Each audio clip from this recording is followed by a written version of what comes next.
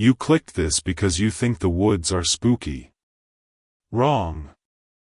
I've worked every major park in this country, and trust me, the Grand Canyon, Alaska, Yellowstone, the Smokies, they're not just vast, they're alive, and they hide things that will mess you up for good.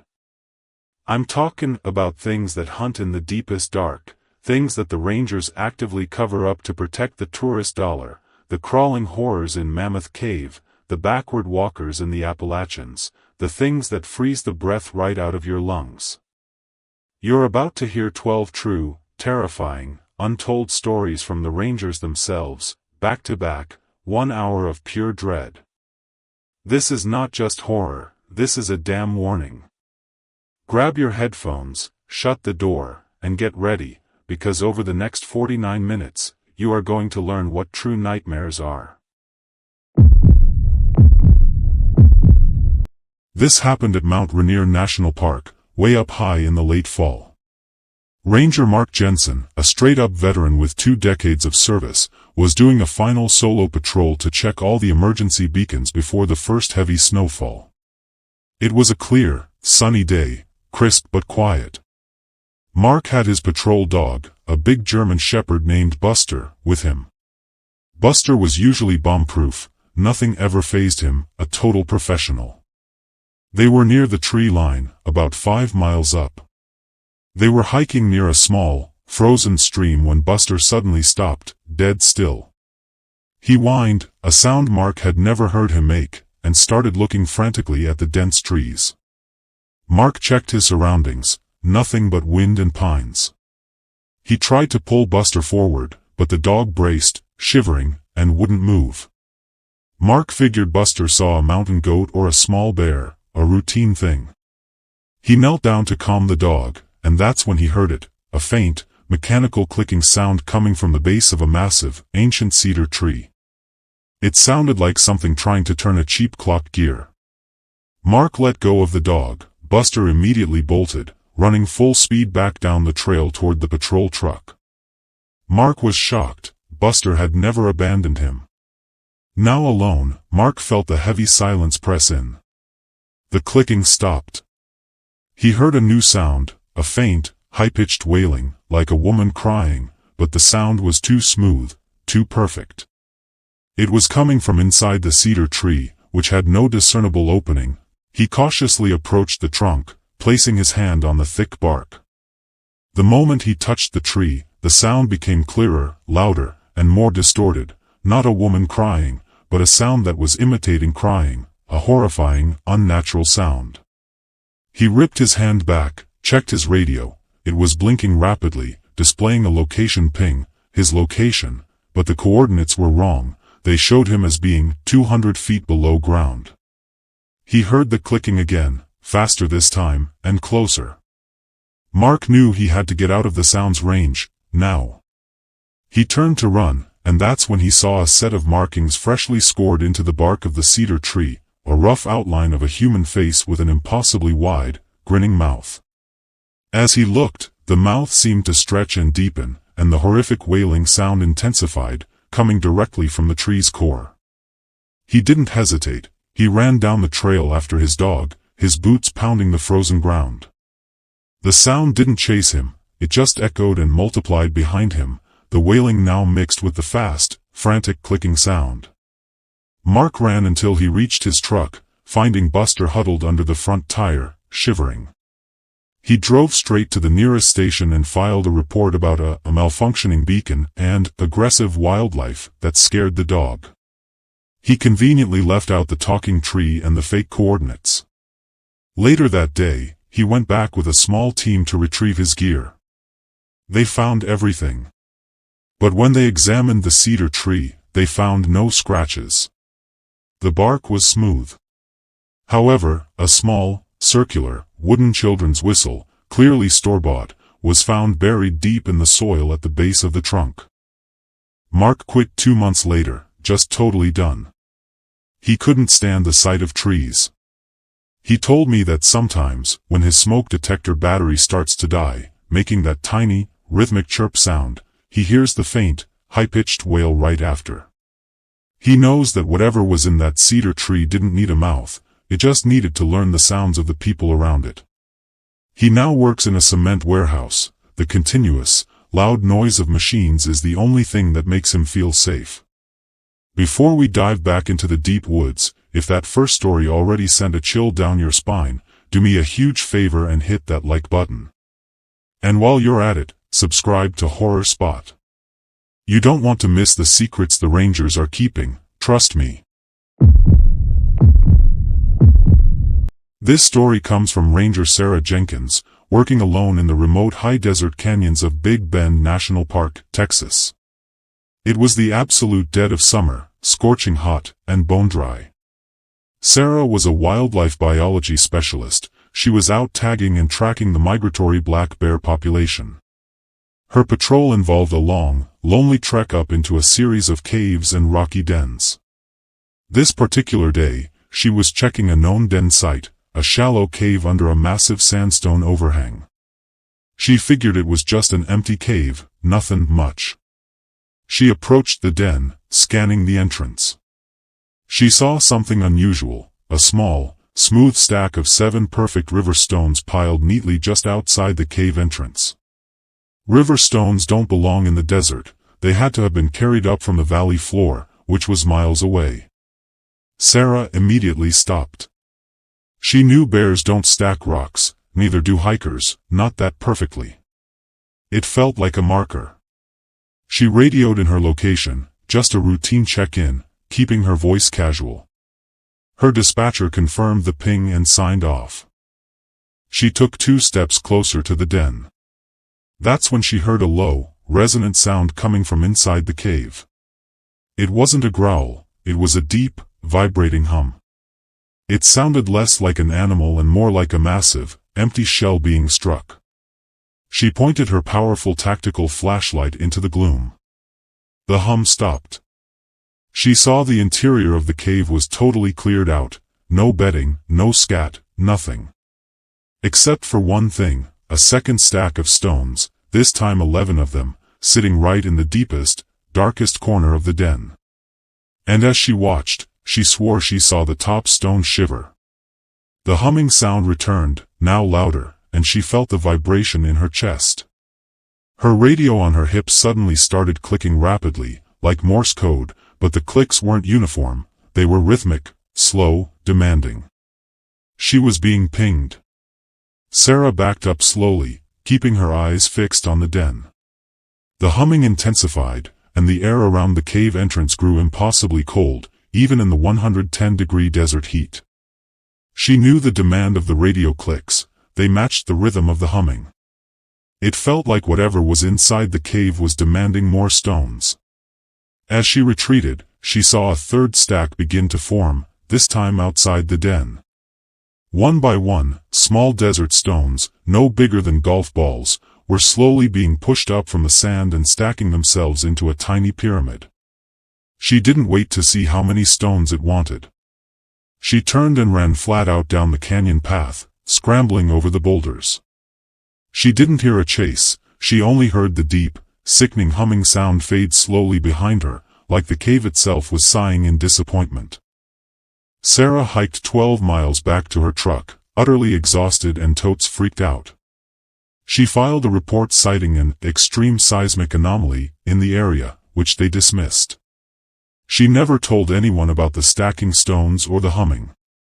A week later, a survey team was sent up to the den to check for seismic activity. They found nothing. However, they did find Sarah's abandoned tracking kit near the cave entrance. The report noted that the kit's heavy aluminum case had been carefully arranged into a perfect, 3-foot-tall pyramid right where she left it. The case was untouched, but every single battery inside the kit was completely drained, totally dead. Sarah transferred to the East Coast, working a desk job in a densely populated national park where she could see traffic from her window. But she told me that whenever she has to count anything, coins, paperwork, supplies, she gets a terrifying, icy feeling in her stomach. Why? Because she said that whenever she finishes counting, she instinctively finds herself stacking the items into small pyramids. She knows that the cave didn't have a mouth, it had a demand, and that demand is still inside her head. This happened at Glacier National Park, Montana, involving a young ranger named Elias Vance. Elias was working fire watch from a remote, old-school lookout tower, perched on a peak 6,000 feet up. He was a good kid, but totally green and loved the quiet solitude. His job was simple: spend a week up there, logging weather, and watching for smoke. It was early July, clear, hot days and perfect, star-studded nights. On his fourth night, Elias was running through his routine check of the panoramic windows around 2 a.m. He used his binoculars to sweep the moonlit valley below. That's when he saw it.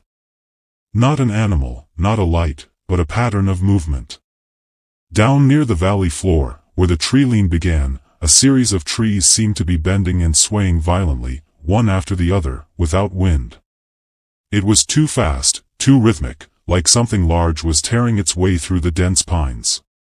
He checked his anemometer, 0 wind.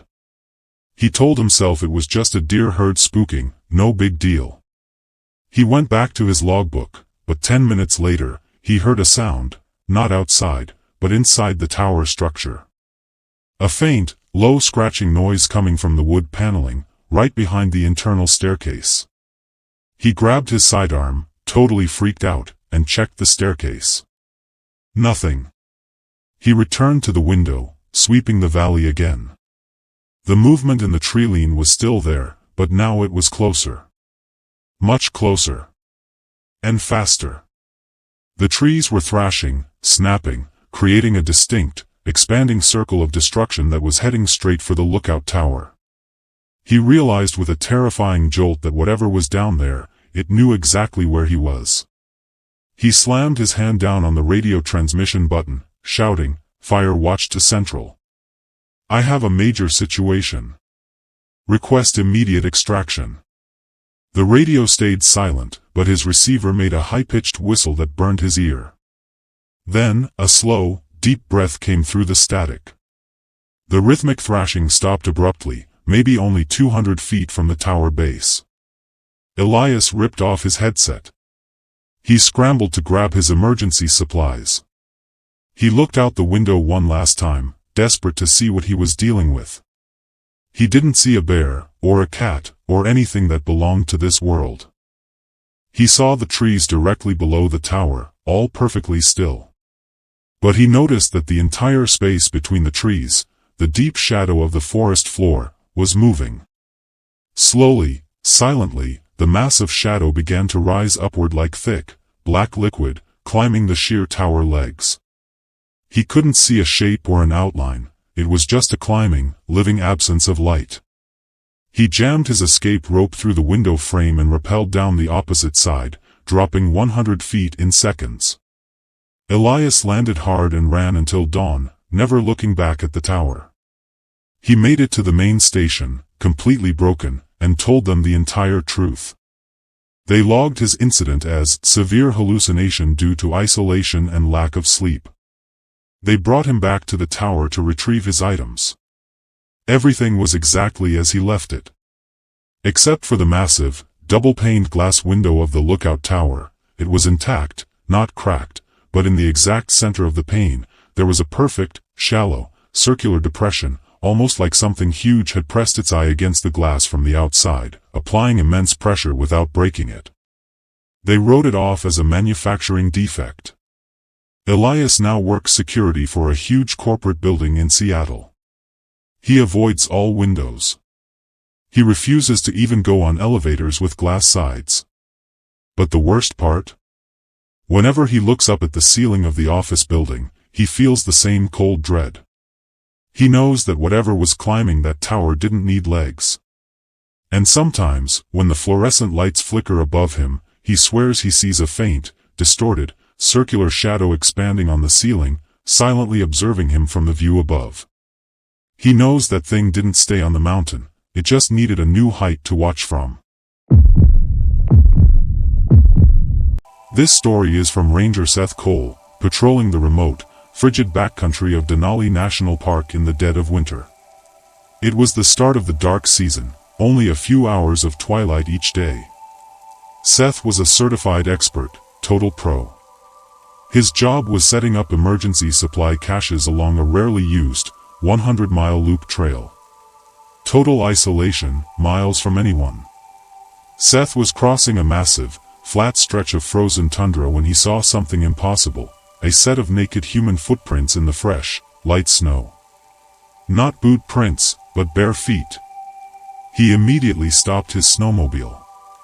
The temperature was -40 degrees Fahrenheit, and the prints were perfectly preserved and fresh, leading directly off the established trail and into the endless wilderness. He checked his radio, nothing but the sound of frozen static. He figured it was some crazy local challenging himself, nothing life-threatening yet.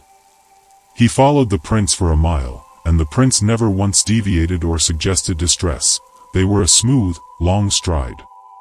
That's when he noticed something chilling. The prints were slowly, deliberately filling with black ice as he watched. It wasn't snow or water, the prints were hardening into a perfect, dark, empty mold of a human foot. He shouted into the wind, "Ranger! Stop! You'll freeze!" His voice was swallowed immediately.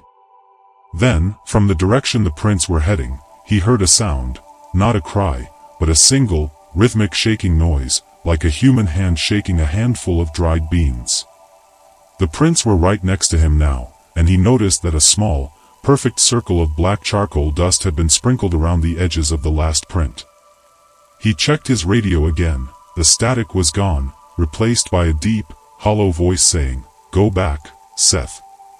Seth knew he had to get out of the area, now. He jumped back onto his snowmobile, throwing it into reverse. As he spun the machine around, the rhythmic shaking sound intensified, right behind him.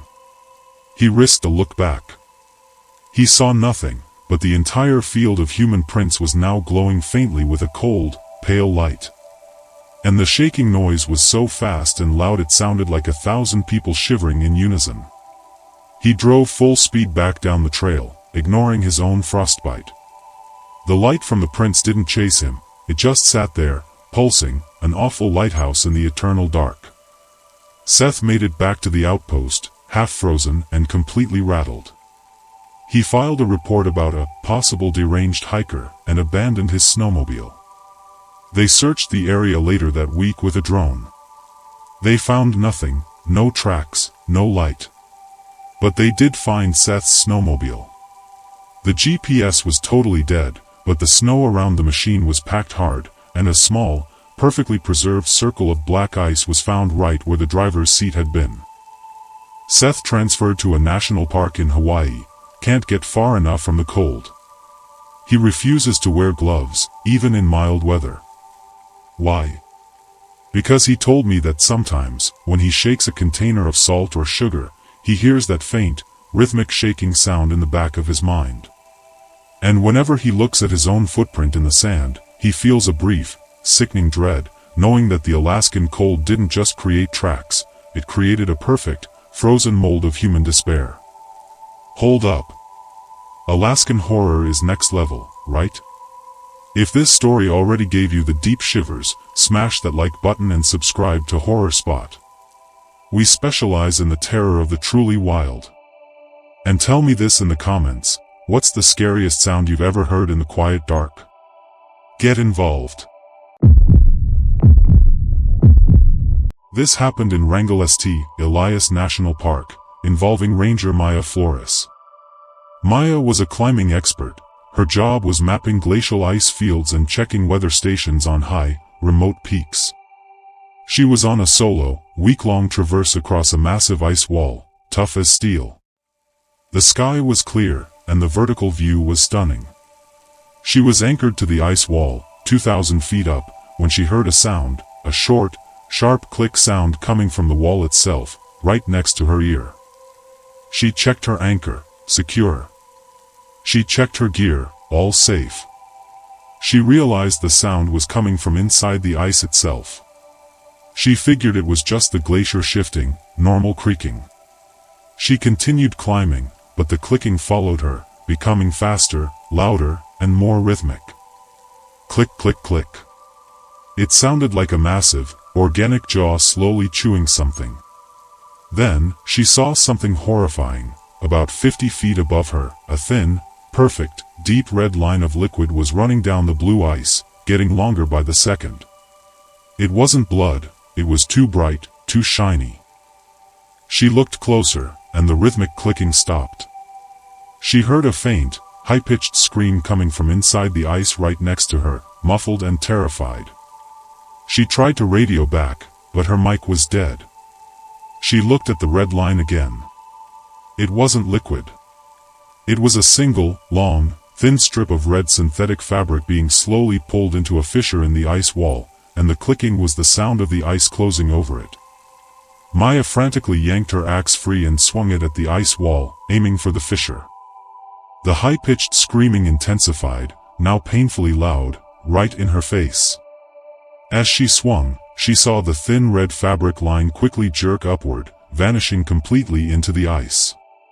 She didn't hesitate. She unclipped her safety line and swung herself sideways onto a neighboring, untouched ice column, scrambling upward as fast as she could.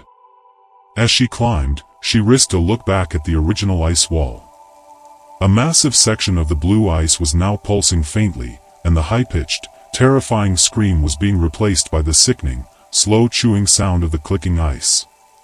Maya made it back to base camp hours later, hysterical and totally exhausted. She reported a massive localized ice collapse that destroyed her gear.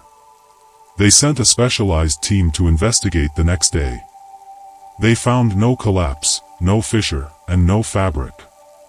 However, they noted finding one object, a single, tiny, frozen human fingertip, perfectly preserved, found resting on the surface of the untouched ice wall, right where the red fabric had vanished. The fingertip was dressed in a tiny scrap of red synthetic fabric that matched a common style of climbing jacket. Maya retired and moved to a large tropical island. She refuses to go near glass or ice. She told me that sometimes, when she grabs a plastic bottle from the freezer, she hears a faint, short click sound. And whenever she looks at a perfectly flat, clean wall, she sees a momentary, phantom red line running across it. She knows that the glacier didn't just absorb the climber, it acquired their terror. This final story is from Ranger Grizz Adams, patrolling the vast Kodiak archipelago. Grizz was the alpha dog, known for his incredible tracking skills and fearlessness. His job was a 2-week solo trip monitoring wildlife populations, particularly the massive Kodiak brown bears. It was early fall, misty and rugged terrain. Grizz was near a remote fishing creek when he smelled something impossible, the distinct, strong scent of cinnamon and warm sugar. He was miles from any cabin or human activity. He scanned the dense spruce trees. He thought maybe a hunter's abandoned food cache, but the scent was too fresh, too strong. He followed the scent for only 20 yards, and it led him to a small, flat clearing. In the center, there was a pile of objects, 3 perfect, fresh-caught salmon, beautifully filleted, and a small, wooden bowl full of thick, steaming brown sugar, still warm to the touch. It was a gift. And it was terrifying. Grizz was an expert hunter. He knew that a bear or a person who would leave a gift this large and deliberate was either extremely desperate or extremely dangerous. He heard a sound, not a growl, but a faint, rhythmic whispering coming from the dense trees all around the clearing. It sounded like names being spoken, too fast to distinguish. He backed away slowly. He checked his radio. It was silent, but his GPS screen was displaying a single, rapidly drawn symbol, a crooked human finger, pointing at the food. Grizz knew he had to leave the food untouched. It was bait. He turned and ran full speed back to his patrol boat. As he ran, the rhythmic whispering intensified, now seeming to come from the ground itself. He risked a look back. He saw nothing, but the mist in the clearing was beginning to swirl and spiral rapidly, forming a massive, vertical funnel of fog. And in the center of the funnel, the 3 fish and the bowl of sugar were rising slowly, spinning gracefully toward the sky. He reached his boat, scrambled in, and drove full throttle out of the creek, not stopping until the entire valley was miles behind him. Grizz reported a hostile encounter with a large, territorial bear that ruined his survey. He never mentioned the sugar or the whispering. A retrieval team was sent to the creek. They found nothing. But the final report noted that the creek bed was completely dry, and the mud where Grizz's boat had been was baked hard. Most disturbing, 2 large, beautiful Kodiak brown bears were found dead 20 feet from the clearing, their stomachs ripped open, and their bodies completely drained of moisture. Grizz retired immediately and now runs an accounting firm in the middle of a large, dry city. No wildlife for him. He told me that sometimes, when he opens a bag of trail mix, he smells that faint, sickeningly sweet scent of cinnamon and sugar. And whenever he closes his eyes, he sees a faint, crooked finger pointing at the food.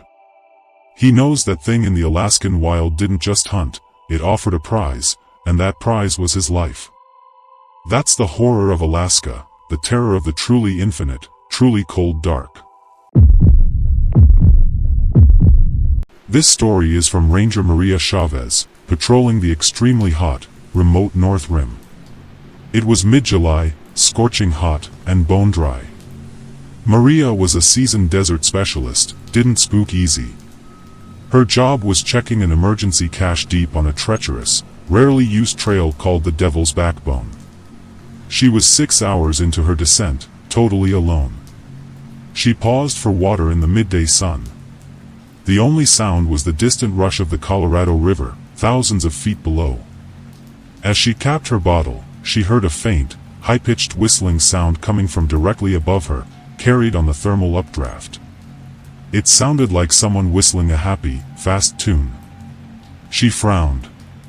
Nobody should be above her, and if they were dangerously off-trail. She checked her radio, just crackling static. She figured it was some weird wind echo, nothing more. She continued down the trail, but the whistling followed her. It was now directly below her, coming from the immense empty space of the canyon. It had slowed down, becoming a plaintive, drawn-out note. She stopped, gripping the rock wall. She realized the whistling sounded exactly like her own breathing, drawn out into a mournful tune. She looked down at the sheer drop, and that's when she saw it. A single, long, bright yellow rope was hanging straight down from the trail above, swaying gently. She knew it wasn't there before. She looked up, and the rope simply vanished into the clear sky, anchored to nothing. The plaintive whistling was right beneath her boots now. She checked her radio again. The static was gone, replaced by a single, perfectly clear, deep breath, followed by a quiet, wet voice whispering, "Jump, Maria." Maria didn't hesitate. That was the deepest pit of hell calling her name. She turned and scrambled back up the narrow trail, clawing at the rock face. The whistling returned, now behind her, sounding like 1,000 people cheering and shrieking in a high, celebratory fanfare. The yellow rope was now directly in front of her, dangling mockingly, blocking her path. She kicked the rope aside, scrambling past it. As she ascended, she risked a look down. The massive, empty air of the canyon below was shimmering, and she swore she could see a faint, dark, immense spiral spinning deep in the chasm. She ran until she burst back onto the main rim trail, collapsing in total exhaustion. Maria made it back to the station and filed a report about an unauthorized rigging hazard and heat exhaustion. They checked the Devil's Backbone trail the next day. They found no rope, no evidence of any climbers. However, the final report noted that deep down, near the river, a private rafting guide reported finding an object floating in the water. It was an extremely well-preserved, ancient rope ladder, woven from human hair, and it was spinning slowly in the current. Maria quit field work and moved to the city. She won't go near heights, even escalators, no joke. She told me that sometimes, when she walks past a building site where a crane is working, she hears that high, cheerful whistling sound. And whenever she looks up, she instinctively holds her breath, terrified that the empty space above her will speak and tell her to jump. She knows that thing in the void didn't want her body, it wanted her momentum. Hold up. The Grand Canyon isn't just a big hole, it's a living nightmare. If that story already made your palms sweat, smash that like button and subscribe to Horror Spot. And tell me this in the comments, what's the deepest you've ever hiked? Did you feel alone? Let me know. This happened on the South Kaibab Trail, involving Ranger Ben "Boots" Kelly.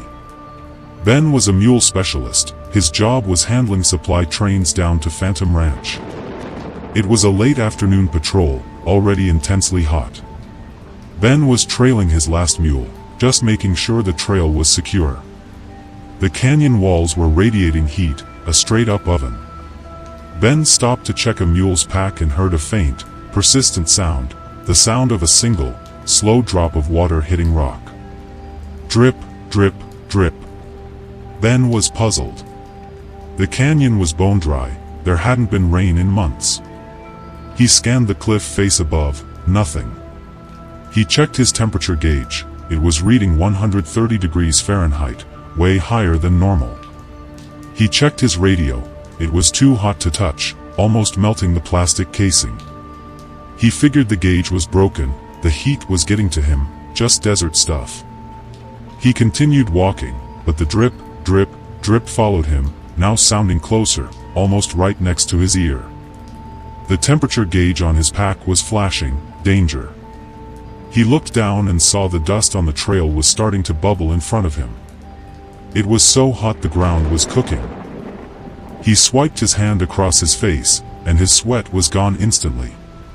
He realized the heat wasn't environmental, it was focused on him. Then he saw a reflection on the rock wall beside him, distorted by the heat haze. It wasn't his reflection. It was a thin, tall figure, totally black, standing unnaturally still. The black figure was holding a small, shimmering object, and that object was slowly leaking water onto the baking rock, creating the sound, drip, drip, drip.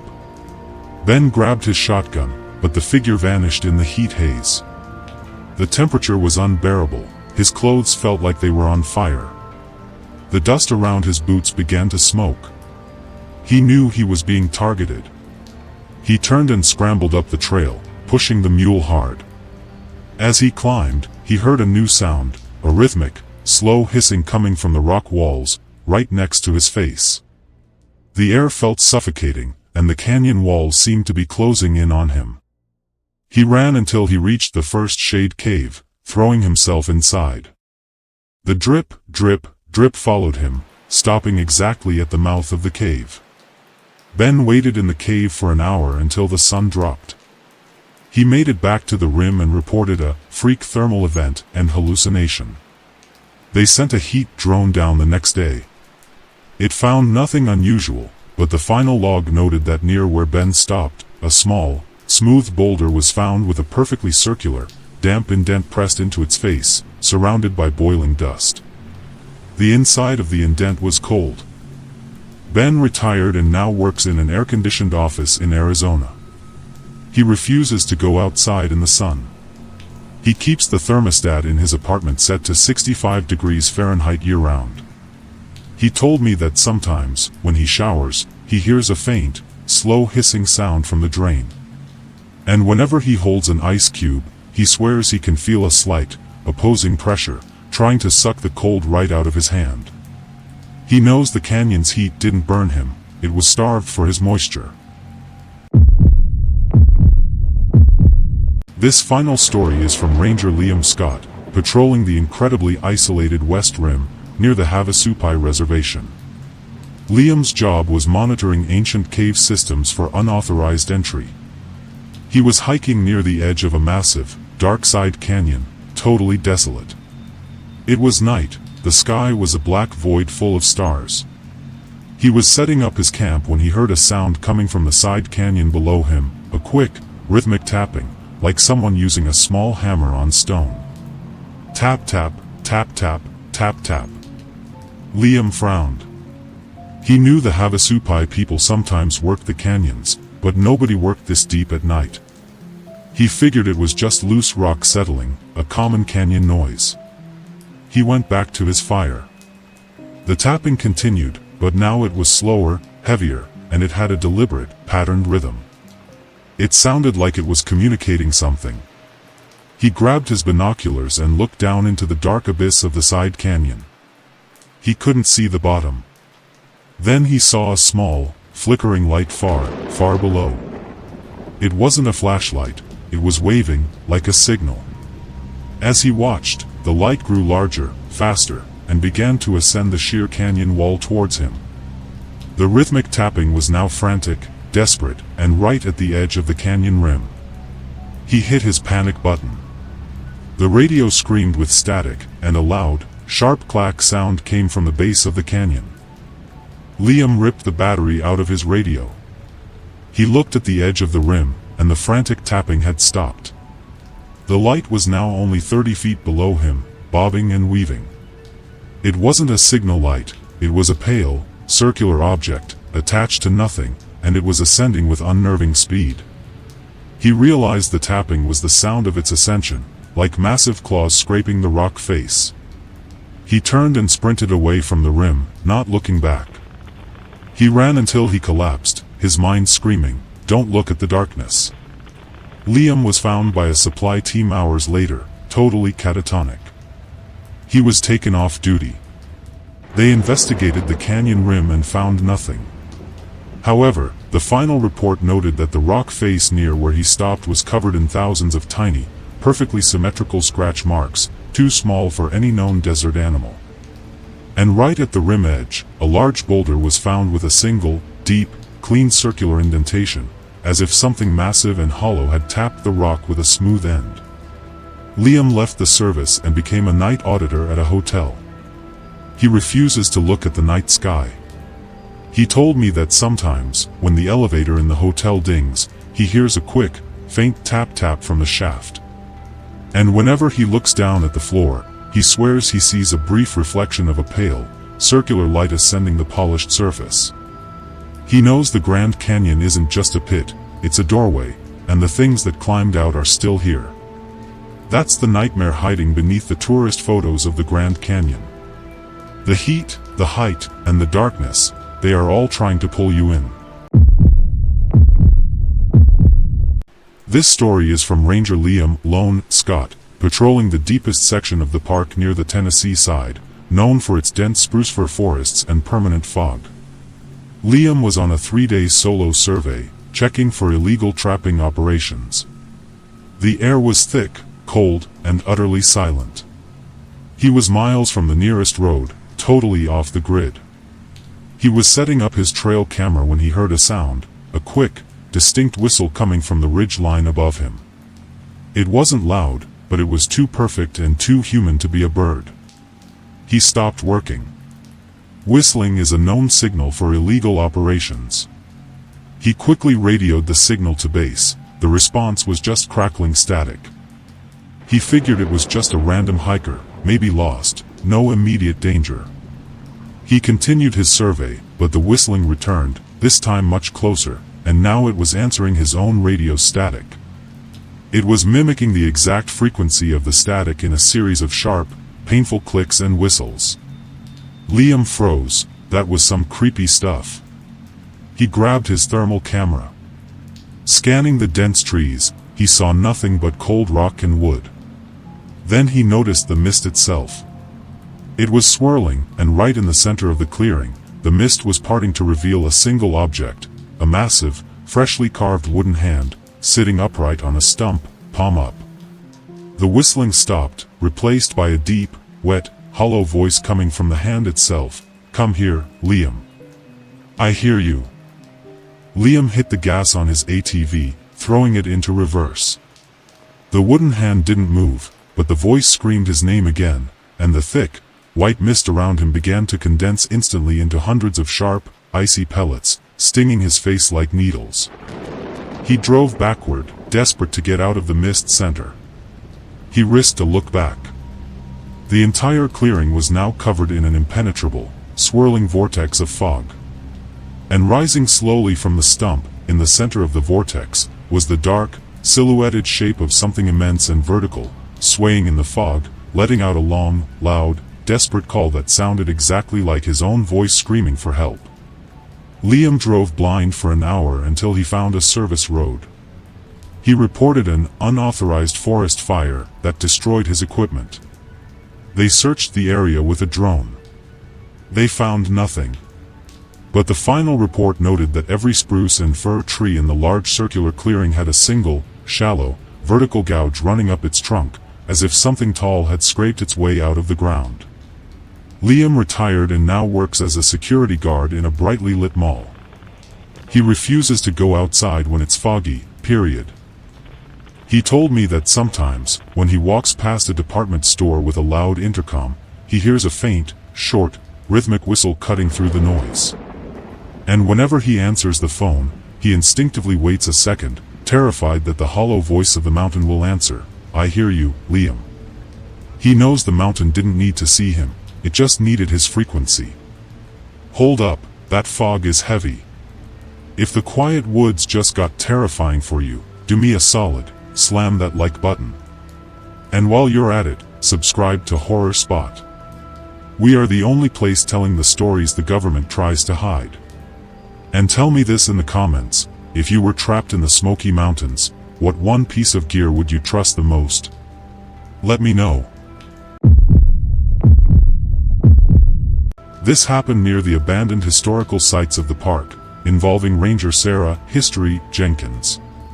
Sarah was researching the forgotten history of the settlers displaced by the park's creation. She was camping overnight near a derelict, isolated cabin known locally as the Sankey Place. The night was still, dry, and moonless. She was writing notes by the light of her lantern inside the cabin when she heard a distinct sound, a slow, rhythmic rocking noise coming from the front porch. Squeak, pause, squeak. She immediately stopped writing. She knew the rocking chair was broken and had been secured inside the cabin, not on the porch. She grabbed her flashlight. She thought maybe some kids messing around, nothing more. She opened the cabin door. Nothing on the porch.